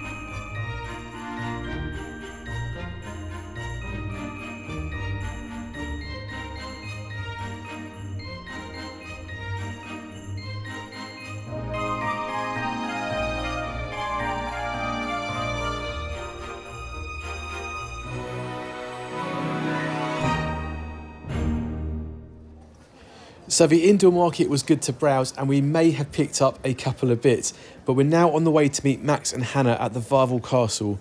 It's a short walk south from the main square, a few minutes at most, and forms the southernmost extremity of the old town itself, sat high on a mount overlooking the Vistula River. The current castle dates back to the 14th century, although some of the buildings themselves can be traced back as far as 970 AD, believe it or not. It largely declined in importance during the 18th and the 19th century and ultimately fell into a less grandiose state of appearance, although in the second half of the 20th century it received a new lease of life thanks to various donations from individuals and organisations who are all named on the bricks next to the ramp to the northern entrance. Now, as with any castle, the outside is a well-fortified mix of walkways, walls and gates, but when you get your way through all of that, you find your way into the inner core of the complex, which really opens up into almost a mini-city in its own right. Here you'll find Wawel Cathedral, where Polish monarchs were both crowned and buried at the time when the country still had a monarchy, although uniquely Poland did have a period of time where monarchs were electable and not hereditary. Now, you can go inside the buildings if you want, as you can with the cathedral itself too, but these are ticketed areas for a fee, and as we're a bit short on time today, we won't be partaking in that. But if you do venture up this way, then definitely head into the inner courtyard. It feels like you are ducking into a small alleyway, but at the other end of it, it really opens up into something that's quite spectacular, as you can see. There is one must-see sight though, and that is the sculpture of the Wawel dragon. Now, the dragon is a legendary beast from Polish folklore, said to have lived in a cave beneath the castle, terrorising locals until it was outsmarted by a clever shoemaker who tricked it into eating a sulphur-stuffed lamb, which then caused it to explode after drinking water from the river. The statue is located right outside the entrance to the cave, and periodically an inferno of fiery flames is supposed to erupt from its mouth. I'm not sure that will be able to compete with the Ukrainian iron-bellied dragon on top of Gringotts in the Universal Studios, but let's wait for a second and find out.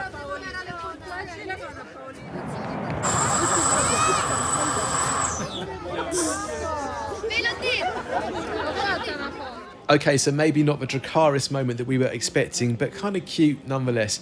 Anyway, we're done with the castle now and it's time to move on to other things, so let's see what we're going to get up to next. Okay, so Max is being cameraman again. We bought ourselves another little treat just because we saw it from that little stall walking around past the castle. And it looks to me like, I don't know what it is called. We'll find out, we'll put it down the bottom somewhere so you guys know. But to me it looks like something between a pretzel and a bagel. And it's got, we think, some cheese on the top. There's multiple options. You've got poppy seed, cheese, sesame, thank you Hannah, and something else. Hannah said that this will go really well with soup. I also think it'd go really nice with like a honey mustard dip or a garlic dip. But it's $3.50, which works out to be about 80p. So you can't really go wrong with that. 70p, yeah. 70p. Yeah, it's all right. Bagel vibes. It's a little bit dry, but it's all right. I quite like it. It's going to feel whole for a little bit until we get to the Christmas market, some other snack food as well. This is where we're going now. It's where we're off to now, yeah. So we did mention yesterday that we would sample a bit of the Christmas market food for you, and it definitely wouldn't be a Those Travelholics Christmas trip without a bit of that. So we're heading back to the main square to give some of that a go before we have to think about heading back to the airport to head home. For us, Christmas market food is all about street-style cuisine which you can eat on the go. And this will be our first experience of Polish Christmas food. But it probably won't surprise you to know that central to the food on offer at any European Christmas market is some sort of barbecued meat along with breads, potatoes, cheeses and sweet treats. So with that in mind, we've found our first sampler, which looks a bit like some sort of grilled sausage served in a finger bun with a selection of toppings. The wallet is out as most of these Christmas stalls are cash only, even in 2025, so that's something to be aware of if you're planning a trip here. But I have to say, the product itself looks amazing. How we're going to eat this on the go without spilling most of it on the floor is an unanswered question though. I guess we're about to find out. Right, okay, quick snack break. So there was no one here a second ago, so there was loads of people swarming around us, but quick snack break. This is a Polish sausage of some sort. We'll put the name down there because I can't say it, and if anyone knows how to say it, please let me know exactly how to, but I'm going to give this a go. It's a bit similar to bratwurst in Germany, but apparently it's very different, so let's see what it tastes like.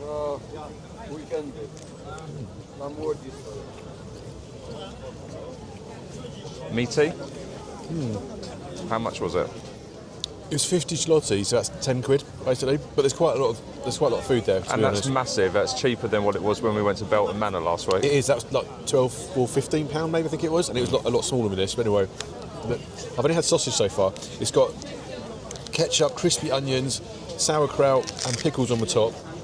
I'm gonna try and get to a bit with that in somehow.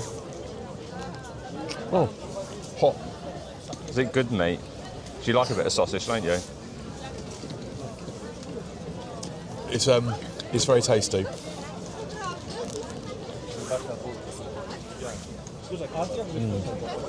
Travelholics approved. Definitely. But with the Travelholics approved, Stephen needs to have some too. Right, off you go. Right, this is proper meaty. I don't know where you're going to start with this. Wow. It's not easy to eat, is it? It's like really big. General thoughts? I've had bigger. Yeah. It's really, like the bread roll is actually quite heavy. Yeah. There's a hell of a lot of meat in there, and the toppings are really delicious. It has so much flavour to it.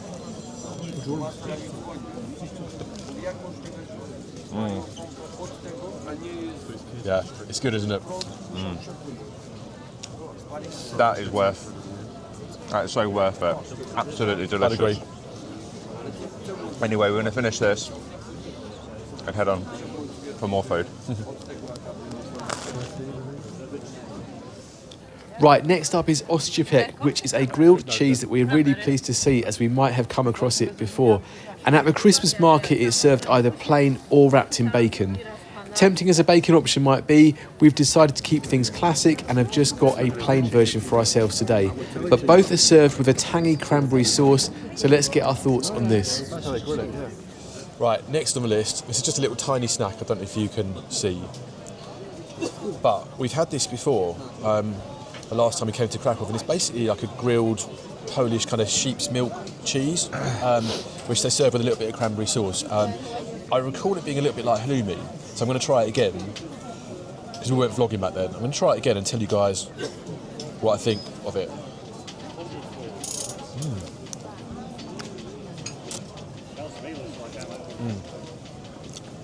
Very like halloumi, but because it's been cooked on a bonfire, it's also really smoky as well. That kind of wood burnt effect is really coming through. That's the only way I can describe it.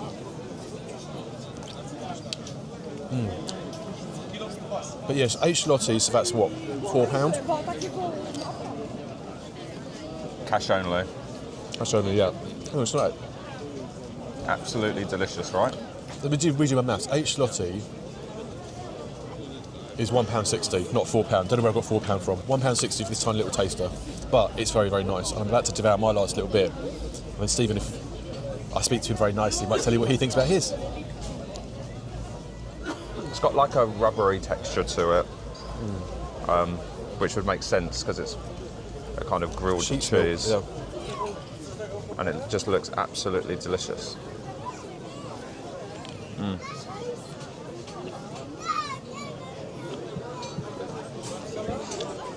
Cranberry's delicious. Yep. It's got the consistency of a halloumi in terms of texture. You can taste the barbecue, which is absolutely nice. Or the smoke effect. It's like a bonfire kind of taste, isn't it? Yeah. And the taste itself is really light and delicate. That is a winner. Any cheese lovers will love this. I agree. So we are almost out of time at the market, but there is a little bit of it left to squeeze in one last Glühwein for the Glühwein monster. But in doing so, we've also spotted something sweet that we could try. And given we've not brought you much sweet food on this trip, we're going to indulge on this occasion, although it's all for the benefit of the vlog, of course. This is a fairly common Christmas market staple in terms of fruit covered in chocolate, but it's something that we've not indulged in ourselves very often. So we've grabbed ourselves a mulled wine and a fruit skewer and are going to have one last nibble before heading off from the central square back towards the airport. Right, sweet treat time. As you just saw, we may have invested in a little bit more mulled wine, or Glühwein, or whatever it's called here, as our last little treat before heading back to the airport. Oh my God, how the hell do I... And I've got chocolate covered strawberries. So let me give this a go.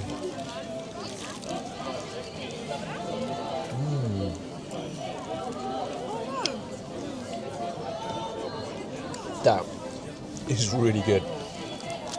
I've never had these before, and I think I might have them again one day. The chocolate is really, really rich and smooth, and the strawberries, and you can see they're not like freeze-dried strawberries or anything like that.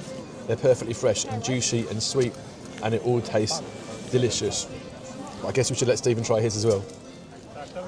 Right, so I went for a banana, and it's 2 sticks because it's quite weighty. What do you think of that chocolate? The chocolate is really, really sweet. Like, really sweet. It's quite creamy as well, isn't it? Yeah. But the banana is just absolutely delicious. Really, really fresh. Both of these came to £6 each, which I suppose is quite a bit for some chocolate and fruit, but it's definitely worth it. I also feel like we did this the wrong way round. We should have started with the goat cheese things, then had the sausage, and then had these. Yeah. But see it, eat it, yummy. It all goes in and comes out the same way. It certainly does. That's nice though, yeah? Beware of that stick when you come and bite it down that though. It looks a little bit savage. It is absolutely delicious. And that's good too. Right, our time at the Christmas market is now at an end and we'll shortly be heading back to the airport. But before doing so, we've decided to grab one last final local water with Max and Hannah before heading off our separate ways. Yeah, good to go. Yeah, we're good to go, literally good to go. Just one last quick hello to Hannah and Max, who's hiding off camera because we're leaving them now. We're heading off to the airport. Their flight's not for another 6 hours. Don't rub it in. So yeah, they'll be on a later flight. So we've just had one last cheeky little drink at a bar, which has taken a very long time to arrive, which now means that me and Stephen think that we might have to get an Uber to the airport because we're probably going to miss the train that we were going to get in 20 minutes. We still have to go back and get our cases from the hotel yet. So I don't know. Highlight and low light, rose and fall. Highlight and low light. Right. So highlight for me. I love Krakow as a city anyway. I think it's kind of easygoing, quite laid back. There's lots to do here. The conversion rate from GBP to zloty is really good, so that means that stuff's generally quite affordable. Low light, I think for me,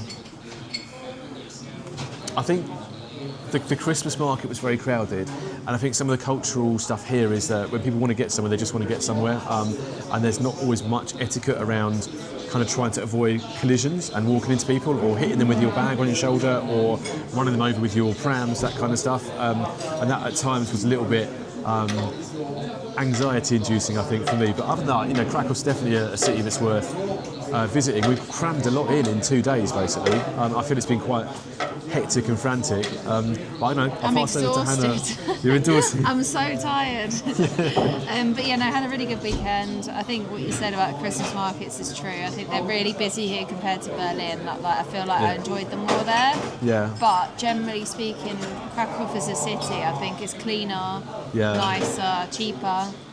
It's just the Christmas it's market kind of generally bit, well looked after, which is funny because it? that's mainly what we came for. But the food and drinks are good. Food's been amazing. Like I don't think I've had a bad meal. No, I don't think so either. The worst I had was the cheesecake in the Cat Café, but I mean, I had cats to stroke while I was eating it, so kind of got over that quite quickly. But it's been really good. Yeah. Anyway. And we're going to go and eat again before you guys. Well, while you guys go, we're going to go have dinner before we go for the last time. Hopefully that'll be good. Yeah. I think my highlight, obviously, was seeing Magda.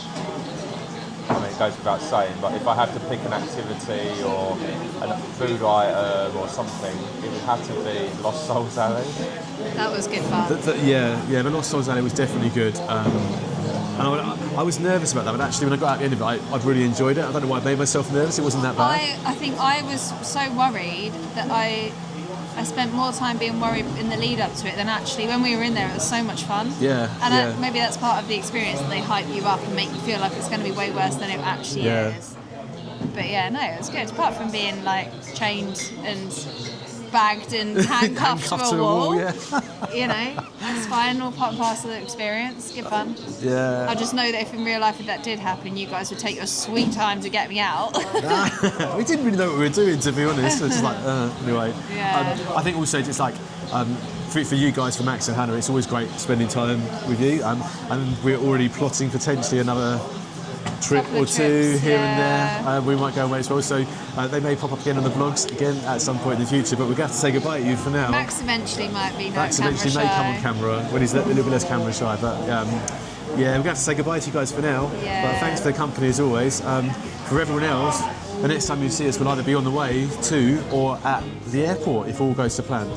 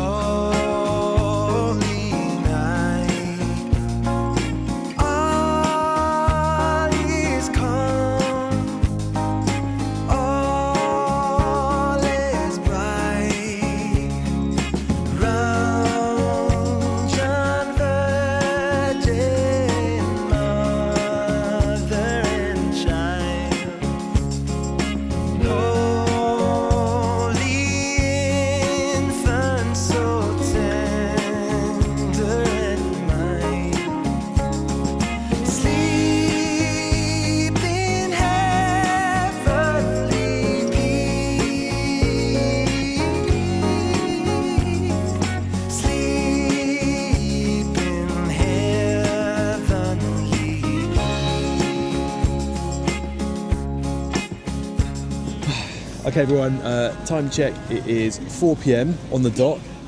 We did get an Uber in the end because we would have missed the train that we would have needed to get us here for this time. And that means we're arriving that golden 2 hours before our flight. Thankfully though, we have hand baggage only, so no need to queue up and check in bags. In theory, we've got our boarding passes already, we've already checked in online, so we should just be able to go straight through security and into the departure lounge. And if we have time on this particular trip, we might have a quick look in duty free because we will be able to take stuff home with us all the way to our house and not have to worry about how we're going to get it back again. But anyway, what do you think of the ride here, Steve? Really, really quick, really easy. It was literally £10. You can't argue with that whatsoever. I think the good thing about it was convenience as well, and we got to spend a couple of more minutes with Max and Hannah, so really happy about that. But yeah, time to get inside because it's bloody cold. It is so cold now. So we're not quite sure what there is to do at this airport. We're not even sure how long it will take us to get to the gate and what time we need to get to the gate, but we intend to get there fairly early because we have got priority boarding and we do want to make sure we get on and capitalise on that overhead baggage space above the seats. But we'll probably catch up with you guys once we're through security and tell you a bit more about what there is to do inside the airport. Okay, so Kraków Airport is not the most comprehensive in the world, but it's still fairly decent compared to some of the European ones that we have travelled through in the past. The entrance is not too far from a drop-off point from which you head left to a check-in desk if you need to drop your bags off. We don't have bags to drop today though and have already checked in online, so we'll be heading straight up the escalator ramp to the security area. But if you do need to find your check-in desk, there are plenty of screens around the terminal building that will tell you what desk you need to go to. Now when you get to the top of the ramp, the security area is pretty much straight in front of you. There is a lane for families and special assistants on the left, but for everyone else you head to the right for the main security queue.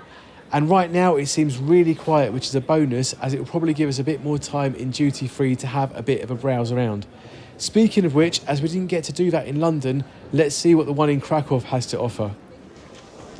Okay everyone, so as a quick time check, 4:20. So that whole process took about 20 minutes and I had to stop quickly for a comfort break and we are in duty free. So I'm going to have a little look around, see what I can find. There's quite a lot of vodka here actually. What the price is like, Stevie B? Not that I know what any of these brands are. It's just saying it's 85, whatever that is. 85, it is about £17. For Grey Goose? No, that's not Grey Goose. That's not Grey Goose, that's Ostoya, is it? But it's a very similar bottle to Grey Goose. I mean, there's loads of different spirits on offer. Prices don't look too bad, to be honest. So I think Amy would like this. I'm Would she guessing it's gingerbread soplica. Soplica? That's like, so it's got gingerbread on there. Yeah. And then this one. How much is that? 39. That's £8. And then, Ooh. That's like some kind of nut chocolate thing, right? so I'm thinking maybe, I don't know. Right, we can take 2 litres back each, remember? Yeah, it says 2, 4, and then that's it. Right, what else have you found, Stevie? Novelty bottles. So this one looks pretty cool. Oh, it's like in a syringe. Yeah. Oh, that's kind of cool. And it's 40% volume on that one. That's about standard for vodka, yeah. Which is pretty cool. I like the fact that it looks like a syringe. That's clever. And that's like wood, which is really weird. This one over here has really tickled me. Fire extinguisher. That's brilliant. And an even bigger one. So this is 99. No, 159 for this. 159 zloty. Yeah, and 99 for the small one. But again, I think that's quite cool. And then it's got a little instruction. So you twist that. Yeah. And then you tip it there, and then you drink it there. So the duty-free area here is clearly fairly similar to any other airport in that it focuses its key product lines on alcohol, fragrances and souvenirs. We have put a few things in our baskets and are heading towards the checkouts, but one thing that's always worth remembering at European airports if you are flying back to the UK is that there is still one further set of passport control checkpoints between here and the gates, given that the UK is no longer in the Schengen zone. So we're heading off to get through that now, and it's fairly clear that despite the security point before duty-free being reasonably quiet, the departure lounge itself is quite busy, with some people resorting to sitting on the floor due to a lack of seating. And then there's a queue for the passport control area itself, which, although it doesn't look too busy, is ultimately going to be a bit slower than we had initially hoped it was going to be. Almost as soon as we got through that, the queues were already forming at our gate, and that is giving us some positivity in that hopefully it's time for us to get on board the flight soon. And it's also quite clear where the priority line is, which we are able to take advantage of on our booking today. The gate opened fairly quickly, but the reality of the situation is dawning on us equally as fast. As soon as we are through the final passport and boarding pass checks at the gate, we are directed downwards towards steps rather than towards a jet bridge. So that means that we know that we're going to be queued up waiting for a bus to the plane itself. And it was a long wait, not far off 30 minutes on our feet, with no seating by the time the buses arrived. As always, it was a bit of a scrum getting on board, and as so often happens, the ride to the plane itself was a matter of just a couple of minutes, which we could probably have walked much quicker than we had we had to wait for the buses. But never mind, we're on the way up the steps now and getting ready to get ourselves settled in for our flight. Stop there.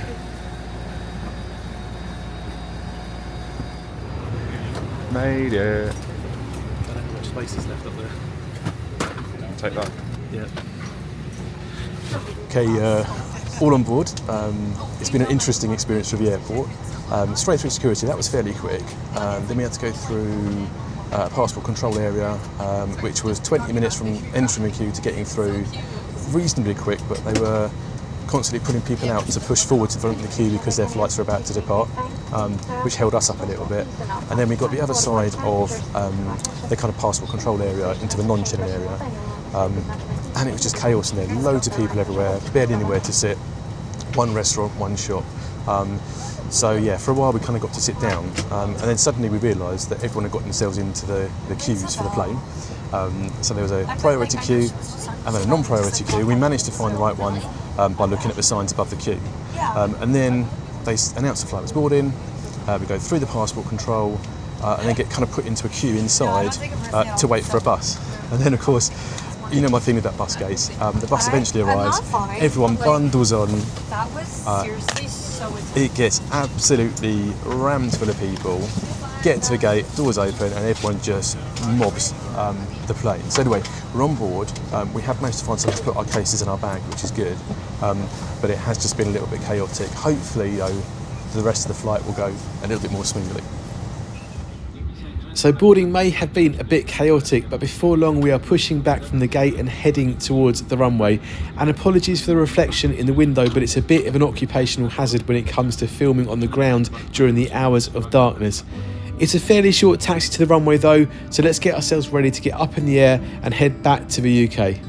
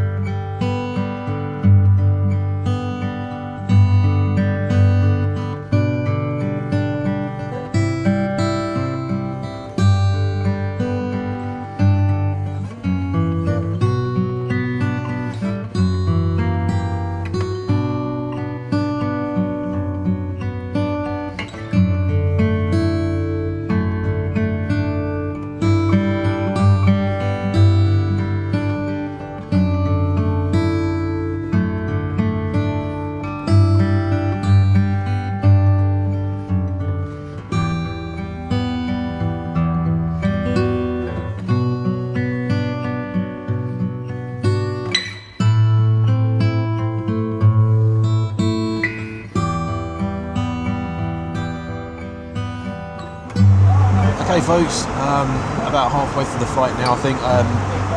They've come around, they've done some onboard service selling food, drinks. We're not going to show you a menu in this section because we showed you that earlier in the vlog. I have had a drink or two. Stephen is busy watching some of his favourite vloggers on his iPad at the moment. I've been looking at some of the views out the window, and actually I quite like a night view when you see all the lights twinkling on the ground. Very difficult to take footage of, so I don't know if I'll have anything to show you on that side. But it's some pretty stunning views anyway. So for now, I'm going to finish my drink, probably sit back and relax a little bit, and hopefully before too much longer, we'll be back on terra firma at London Gatwick Airport and on the home stretch of our way home back to our house.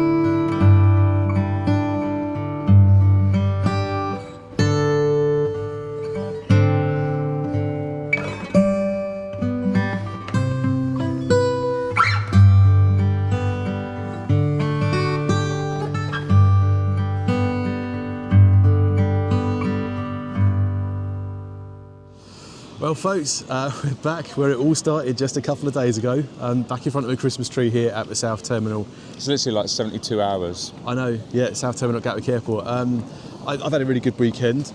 It's been a bit of a whistle top, so we hope you've enjoyed some of the things we've had to show you to do in Krakow. There's of course a lot more to do. We've been there before, and I would definitely suggest if you're going for a bit of a longer trip, venture out to Kashmir, the Jewish Quarter. If you've not been before, and we have, so we probably will never do it again in our lifetime, but I think everyone needs to at least once go to Auschwitz and experience that as well. And there's also the salt mines as well, just outside the city too, which is definitely worth a visit. So that wasn't on this particular vlog because we didn't have time, but it's been really busy. I've had a good time. Flight-wise on the way back, what did you think? Just uneventful, nothing going on. Yeah. Yeah, uneventful, nothing going on, not much to see because it was dark outside. I did try and take a bit of footage, but the reflection was just like too strong, and really all you could see what was inside the airplane rather than what I was able to focus on outside. But I guess really that's kind of it for this particular trip. I think so, and I think if you kind of got anything from this vlog, you probably would have seen that we've got some really good relationships and some really good friendships. Yeah. Like Max and Hannah are great, we love them so much. Yeah.